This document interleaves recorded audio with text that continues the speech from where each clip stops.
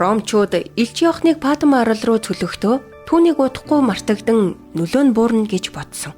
Харин нэгэн пастор судалгаандаа тэмдэглэхдээ Иген тэнгист орших намхан улс хадархаг хөрстэй Патмо арал руу цөлөгдсөн бол дахин хинт ч дурсагдахгүй замхран алга болох учиртай газар байжээ.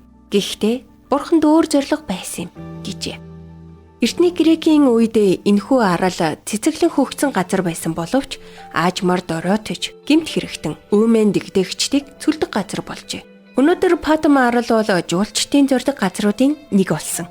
Шинэ гэрээний сүүлчийн ном болох Илчлэл номыг Иохан энд бичсэн учраас үзхийг хүссэн хүмүүсийн хөл хөдөлгөөн тасардаггүй газруудын нэг болж арлын хөгжилд ихээх нь нөлөөлжээ.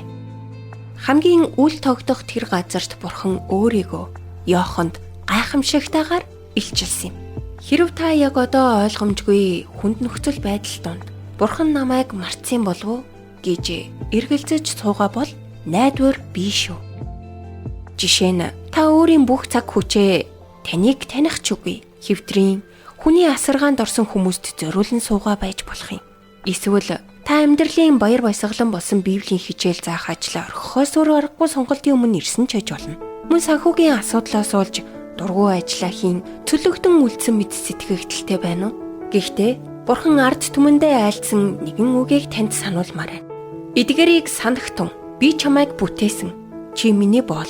Израиля би чамайг мартахгүй. Исая 44:21. Таны Патмо юу ч хийж болно. Тэнд байх хугацаанд тань Бурхан таныг анзаарч харж байгааг санаарай. Нэг л өдөр таны туулж буй цөллөгийн газраас тэр таныг ивэл өрөөлөөр чөлөөлөн гаргах болно. Урмын үгс сэтгэлийн зовлонгоос холдуулдаг.